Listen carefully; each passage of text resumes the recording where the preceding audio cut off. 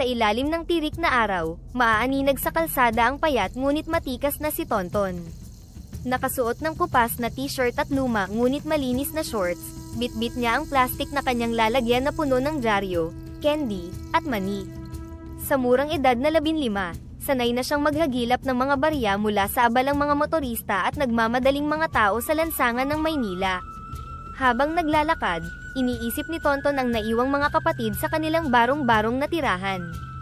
Sana hindi sila magutom, bulong niya sa sarili habang pinupunasan ang pawis. Kapwa siya ina at ama sa kanyang mga kapatid na sina April, na 10 years old, at Jason, na 7 years old, mula nang maaksidente ang kanilang mga magulang 2 taon na ang nakalilipas. Ang bigat ng responsibilidad ay parang bakal na nakaatang sa kanyang balikat, ngunit wala siyang reklamo. Para kay Tonton, ang mahalaga ay magawa niya ang lahat para mabuhay ang kanyang mga kapatid. Pag-uwi ni Tonton sa kanilang maliit na tahanan, sinalubong siya ni April na naglalaban ng kanilang damit. Kahit bata pa, marunong nang tumulong si April sa mga gawaing bahay. Si Jason naman ay nakaupo sa sahig, tinatapos ang takdang aralin gamit ang lapis na napakaliit na. "Kuya, nakabenta ka ba ng marami?" tanong ni April habang pinipiga ang basang damit. "Sakto lang, pero baka kulang pa para sa ulam bukas," sagot ni Tonton habang binubuksan ang plastik na bag at inilalabas ang natitirang paninda. Tumango si April. Alam niyang nahihirapan ang kanilang kuya sa paghahanap buhay, kaya't hindi siya umaasa ng sobra. "Ayos lang kuya, mag-iisip na lang niyan tayo ng paraan," aniya, pilit na ngumiti. "Kuya, anong ulam natin?" tanong ni Jason, sabik na sabik habang nilalapag ang lapis sa mesa. Tumingin si Tonton sa plastik na nakasabit sa dingding. "Kanin at asin ulit," sagot niya.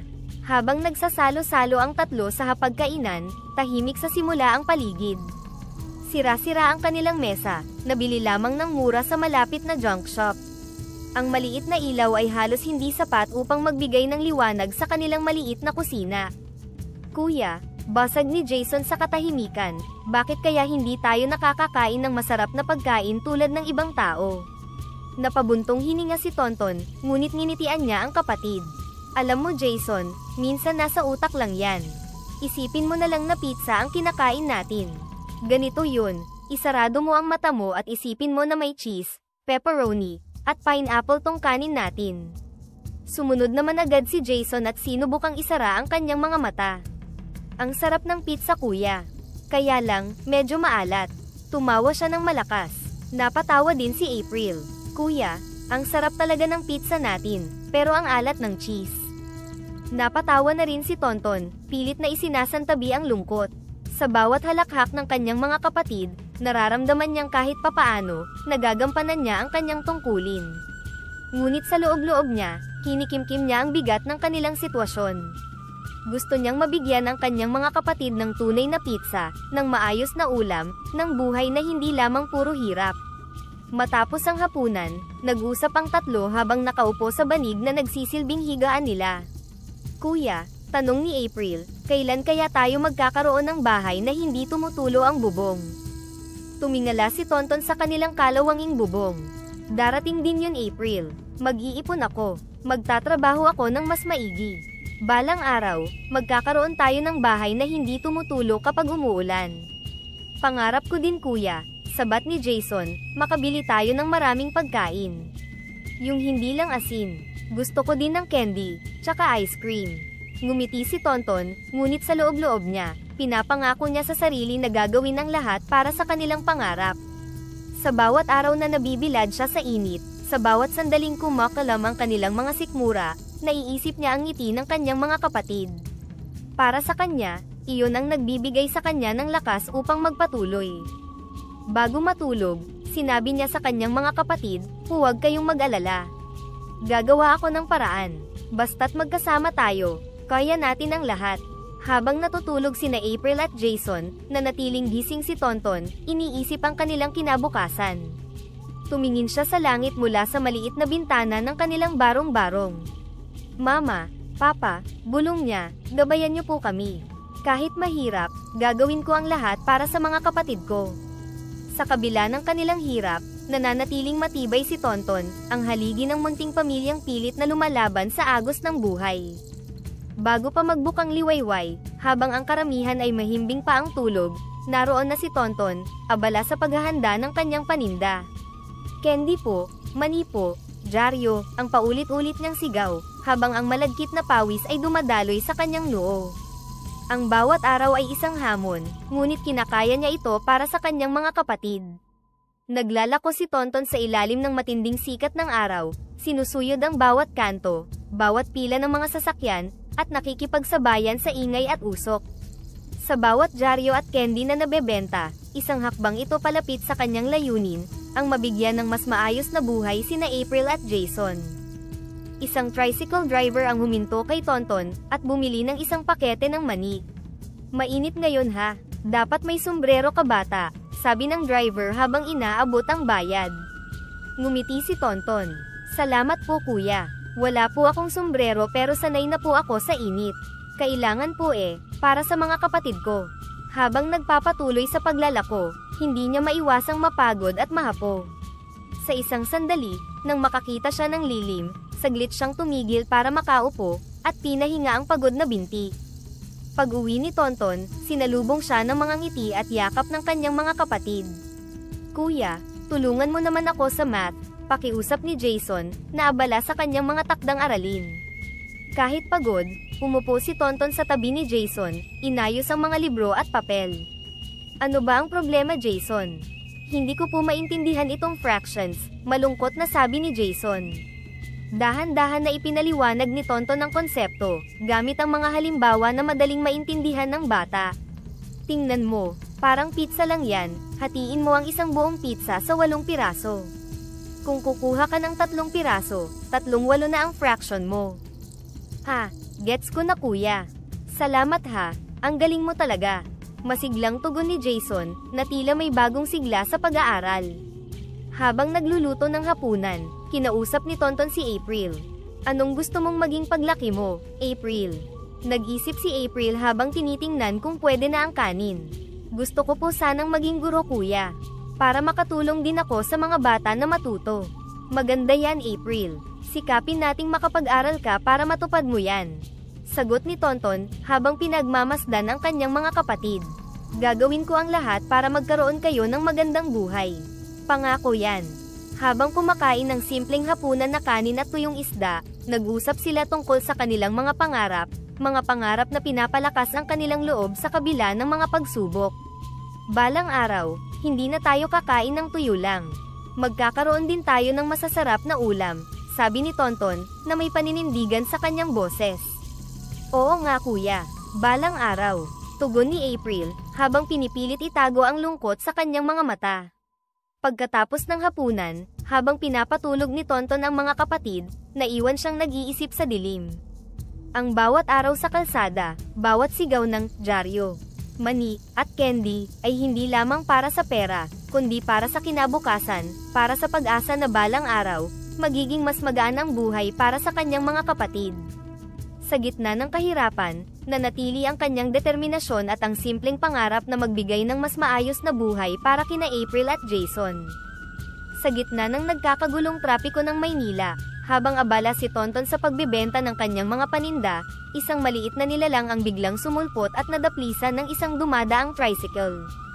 Hindi ito mas mataas sa isang talampakan, suot ang makulay na damit, at may mga maliliit na braso at binti na nanginginig sa sakit. Tumigil ang mundo ni Tonton sa kanyang nakita. Sa unang tingin, akala niya ay isang laruan lamang ito, ngunit nang makita niyang gumagalaw ito at hinahaplos ang sugatang braso, naintindihan niyang may buhay ang nilalang. Lumapit siya na may pag-aalangan at takot. "Hala, ano kaya to? Mukhang duwende ito sa mga kwentong binabasa ko bulong ni Tonton sa sarili habang marahan na lumalapit sa nanginginig na nilalang. Bit-bit ang duwende, nagmadali si Tonton na umuwi. Kahit kinakabahan, pinili niyang magpakita ng kabutihan. "Pasensya na po ha, dadalhin ko kayo sa bahay namin. Aalagaan ko po kayo," mahinahong sabi niya habang dahan-daang binubuhat ang duwende para hindi ito lalo pang masaktan. Pagdating sa bahay, agad ipinakilala ni Tonton ang duwende kina April at Jason. "April, Jason, may bisita tayo. Isa siyang duwende. Nasugatan siya kaya kailangan natin siyang alagaan." Kahit nagtataka, tinanggap ng magkakapatid ang hamon ng pag-aalaga. Inihanda nila ang isang lumang kahon na may malambot na tela, bilang pansamantalang higaan para sa duwende. Paumanhin po, sabi ni Tonton habang inihahain ang kanilang simpleng hapunan na itlog at kanin. Ito lang po ang meron kami. Sana okay lang po sa inyo ito.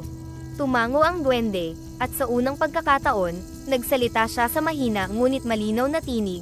Ako si Mapanlikha, mula sa kaharian ng mga duwende sa malayong kagubatan. Salamat sa inyong kabutihan.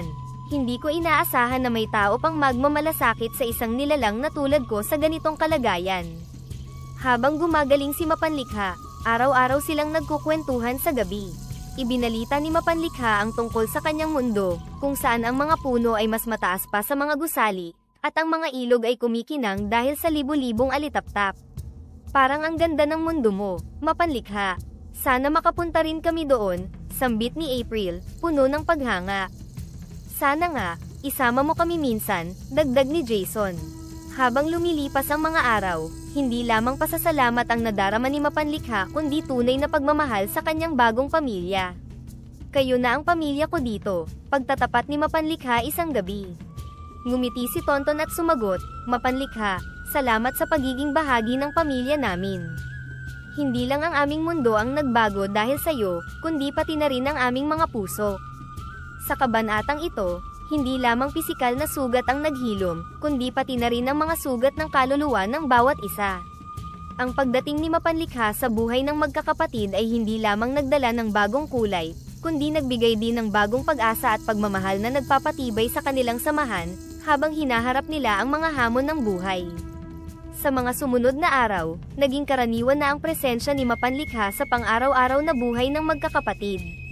Hindi lamang siya naging kaibigan, kundi naging kasangga rin nila sa mga hamon ng buhay.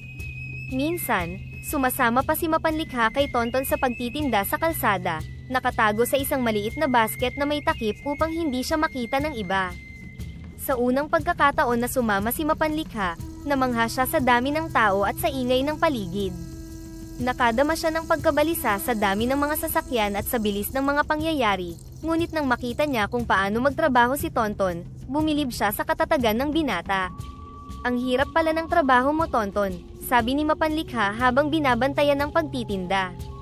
Pero ginagawa mo pa rin araw-araw para sa mga kapatid mo.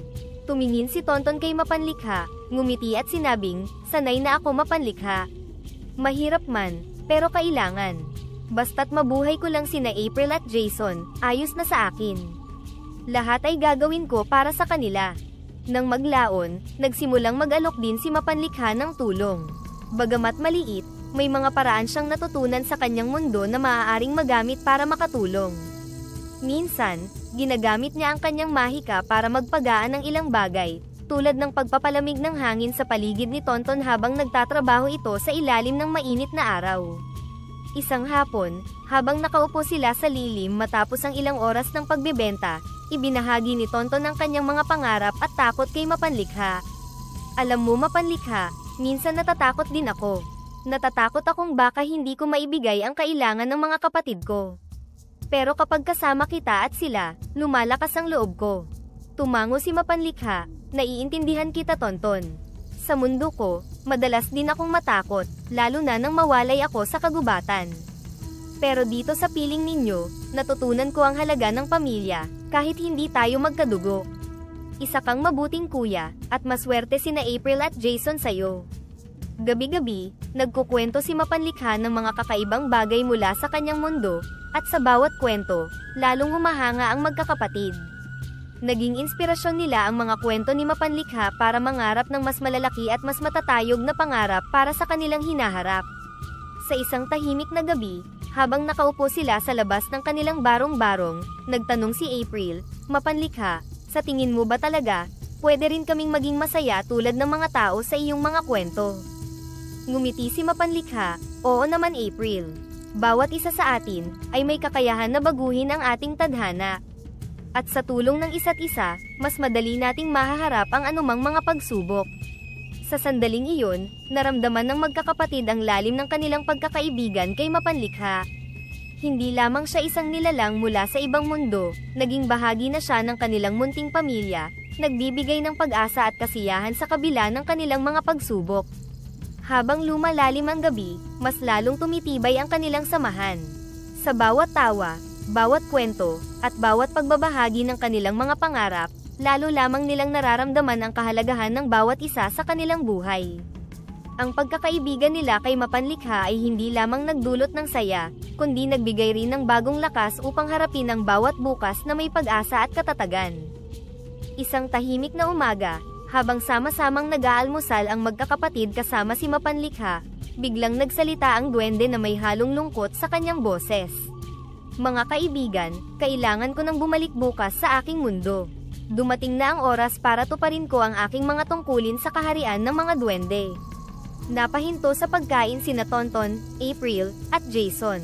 Hindi nila inaasahan ang balitang ito, at bawat isa sa kanila ay nahihirapan na tanggapin ang ideya ng paglisan ni Mapanlikha. "Bakit bukas ka na uuwi? Hindi ba pwedeng magtagal ka pa dito sa amin?" tanong ni April, ang kanyang mga matay unti-unting napuno ng luha.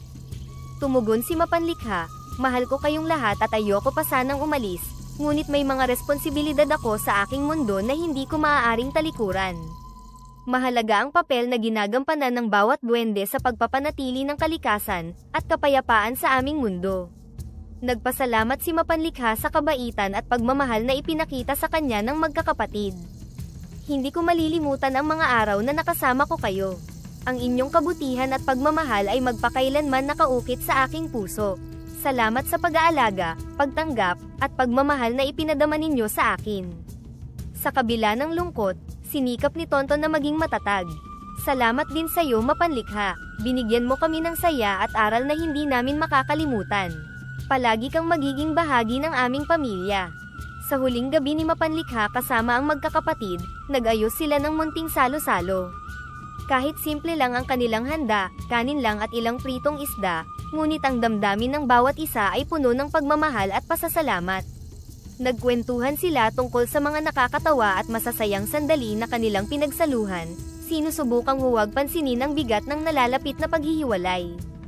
"Palagi ninyong tatandaan na mahal ko kayo at kahit nasa malayo man ako, dala-dala ko ang inyong mga alaala," sabi ni Mapanlikha, habang pinipigilan niya ang kanyang mga luha.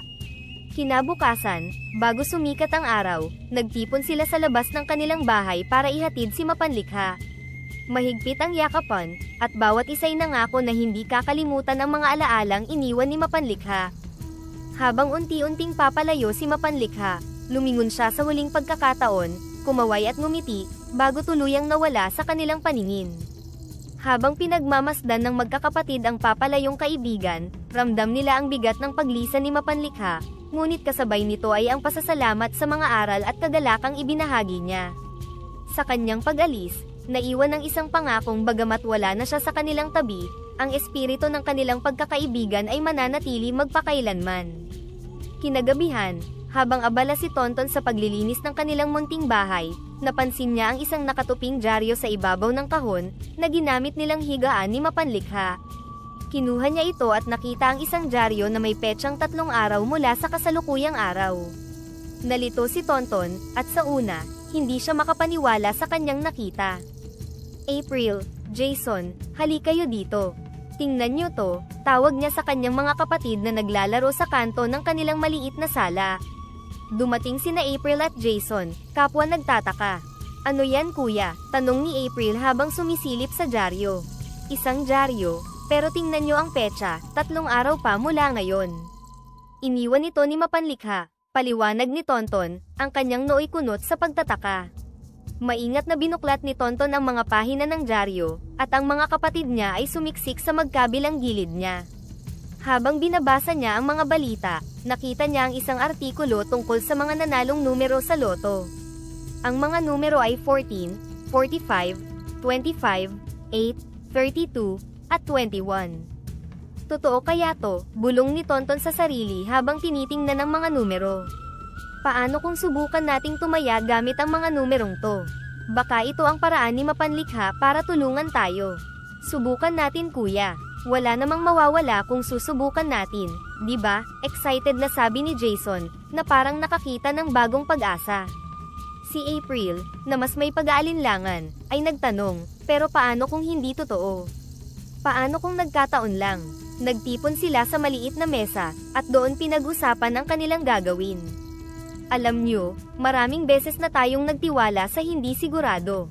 Pero, di ba lagi nating sinasabi na hanggat magkakasama tayo, kakayanin natin ang lahat? Panimulang sabi ni Tonton, sinusubukan kumbinsihin hindi lang ang kanyang mga kapatid, kundi pati na rin ang kanyang sarili. Tama si Kuya, sang-ayon ni April, at hindi naman siguro tayo bibigyan ni Mapanlikha ng maling pag-asa. Kilala natin siya, di ba? Nagkasundo ang magkakapatid na subukan ang kanilang kapalaran. Kinabukasan, maaga pa lang ay pumunta na si Tonton sa pinakamalapit na Lotto outlet. May kaba sa kanyang dibdib, ngunit may bahagi rin ng kanyang puso na umaasa na ang munting regalo nito ni Mapanlikha ay magiging susi sa isang mas magandang buhay para sa kanilang pamilya. Habang nagsa-shade si Tonton ng mga numero, napabulong siya. Sana, Mapanlikha, gabayan mo kami. Habang naglalakad pa uwi, bumulong si Tonton sa hangin. Hindi lamang para sa pagkapanalo, kundi para sa patuloy na paggabay sa kanila ni Mapanlikha, kahit sa malayo. Sa araw na iyon, ang pambihirang dyaryo ni Mapanlikha ay naging simbolo ng pag-asa at pananampalataya para sa magkakapatid, na kahit sa gitna ng kahirapan, may mga himala pang maaaring maganap. Isang umaga, habang inaayos ni Tonton ang mga dyaryong dadalhin niya sa kalsada, napansin niya ang headline ng isa sa mga pahina, Lotto Jackpot Winning Numbers Announced, 14, 45, 25, 8, 32, 21. Hindi siya makapaniwala, agad niyang kinuha ang tiket mula sa kanyang bulsa at isa-isang itinugma ang mga numero. Halos bumagsak ang hawak niyang dyaryo, at ang kanyang mga kamay ay nanginginig habang bumubulong sa sarili, nanalo kami, nanalo kami, nanalo kami. Hindi na siya nag-aksaya ng oras. Inayos niya ang kanyang mga paninda, at mabilis na tumakbo pa uwi. Tumitibok ang kanyang puso sa kaba at tuwa, habang iniisip kung paano niya ibabahagi ang balita sa kanyang mga kapatid. Pagkarating niya sa bahay, halos mahulog si Tonton sa kanilang hagdanan dahil sa pagmamadali. Nakita niya sina April at Jason na naglalaro sa sahig. April, Jason, hali kayo dito. May sasabihin ako, sigaw ni Tonton, hinihingal at pawisan. Nagulat ang dalawa at agad na tumayo. Ano yun kuya? Bakit parang hingal na hingal ka? Tanong ni April, halatang nag-aalala. Umupo si Tonton, hawak ang tiket at dyaryo, at halos hindi makapagsalita. Nanalo tayo sa loto, bulalas niya. Totoo ba kuya? Hindi ka ba nagbibiro? Tanong ni Jason, malaki ang ngiti ngunit halatang hindi pa rin makapaniwala. Oo totoo, sagot ni Tonton, sabay pakita ng tiket at ng mga numero sa dyaryo. Ito o tingnan nyo. Tumugma ang lahat, napaiyak si April sa tuwa, habang si Jason ay nagsimulang tumalon-talon. Kuya, ibig sabihin, wala na tayong problema. Hindi na tayo kakain ng asin at kanin lang, tanong ni April, ang kanyang mga matay namumuo ng luha. Wala na tayong problema April. Kahit ano na ang gusto mong pagkain, pizza man o fried chicken, sagot ni Tonton, at sabay silang nagyakapan ng kanyang mga kapatid. Ang tawa at iyak ng tuwa ay umalingaw-ngaw sa loob ng kanilang bahay. Kinabukasan, maagang gumising si Tonton, puno ng kaba at pananabik. Suot ang kanyang pinakamalinis na damit, isang kupas na polo at lumang pantalon, handa na siyang kunin ang premyong magbabago sa kanilang buhay. Bit-bit ang tiket na tila pinakaimportanteng bagay sa kanyang buhay, tumungo siya sa opisina ng PCSO. Pagdating doon, sinalubong siya ng receptionist. Magandang umaga. Ano pong maitutulong ko sa inyo? Tanong nito na nakangiti. Hinugot ni Tonton ang kanyang tiket mula sa kanyang bulsa at iniabot ito. Nanalo po ako, sabi niya, halos hindi mapigil ang panginginig ng kanyang boses.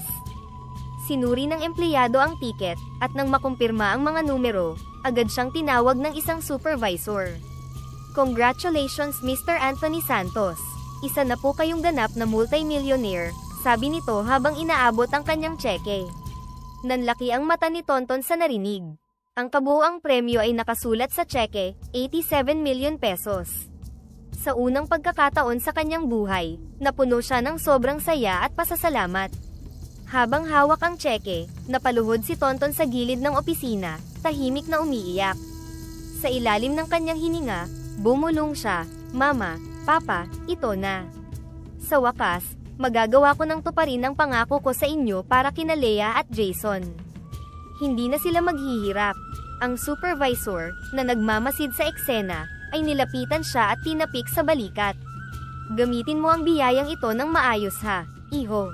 Napakapalad mo, at sigurado akong may magandang plano ka para sa perang ito. Tumango si Tonton, punong-puno ng emosyon. Opo, gagawin ko po ang lahat para maayos ang buhay ng mga kapatid ko.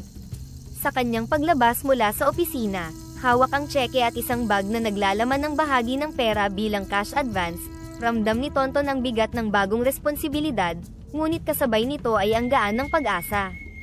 Sa kanyang puso, alam niyang ang premyong ito ay hindi lamang para sa kanya, kundi para sa pangarap na matagal na niyang iningatan. Agad siyang umuwi at isinama ang kanyang mga kapatid sa pinakamalapit na pizza restaurant. Sa kauna-unahang pagkakataon, nakaranas ang magkakapatid ng masarap na pagkain. Kuya, pwede ba nating tikman lahat ng flavors? Tanong ni Jason, hindi mapakali sa excitement. Oo Jason, lahat ng gusto nyo, pwede nating bilhin, sagot ni Tonton habang pinipili ang mga order. Umorder sila ng iba't ibang pizza, spaghetti, fried chicken, at ice cream. Sa bawat kagat, dama nila ang tamis ng tagumpay na noon ay pangarap lang nila. Kuya, ang sarap pala ng totoong pizza. Hindi ito maalat, biro ni Jason, at tumawa silang lahat. Kinabukasan, pagkatapos ng kanilang pagdiriwang, bumalik si Tonton sa Lotto office upang magpa-advise sa tamang paghawak ng kanilang pera. Ang unang hakbang niya ay bumili ng kondominium para sa kanilang magkakapatid. April, Jason, ito na ang bagong bahay natin, sabi ni Tonton habang inaabot ang susi ng bagong unit. Binuksan nila ang pintuan, at sa loob ay bumungad ang malinis at maaliwalas na espasyo. Kuya, parang panaginip lang, sambit ni April, habang pinapahid ang luha sa kanyang mga mata. May sarili na akong kwarto. Ang ganda at ang laki, sabi ni Jason habang masayang tumatakbo sa bawat sulok ng kanilang bagong tahanan. Habang pinapanood ni Tonton ang saya ng kanyang mga kapatid, tahimik niyang sinabi sa sarili, ito na. Natupad ko na ang pangarap ko para sa kanila. Sa kabila ng kanilang kasaganahan, hindi nila nakalimutan si Mapanlikha. Palaging bahagi ng kanilang kwento ang maliit na duwende na nagbigay sa kanila ng bagong pag-asa. Kung hindi dahil kay Mapanlikha, hindi natin mararanasan ang lahat ng ito, sabi ni April habang nakaupo sa hapagkainan. Tama ka April, sagot ni Tonton. Ang diaryong iniwan niya ang nagbukas ng bagong pintuan para sa atin. Sana, kahit saan man siya ngayon, alam niyang nagpapasalamat tayo. Kapag bumalik siya, papakainin ko siya ng maraming pizza at ice cream, dagdag ni Jason, na nakangiti. Sa kanilang bagong tahanan, habang kumakain ng masarap na hapunan, nagkukwentuhan at nagtatawanan ang magkakapatid. Ramdam nila ang init ng pagmamahal at suporta sa isa't isa. Kuya, kahit anong mangyari, hindi ko makakalimutan lahat ng hirap na dinaanan natin, sabi ni April. Oo, April. Dahil ang mga hirap na iyon ang nagturo sa atin kung gaano kahalaga ang bawat isa, sagot ni Tonton. Sa gabing iyon, habang nakatingin sila sa tanawin ng lungsod mula sa kanilang bagong tahanan, alam nila na ang tagumpay ay hindi lamang dahil sa pera kundi dahil sa pagmamahalan, pagtutulungan, at pananampalatayang nagdala sa kanila sa bagong simula.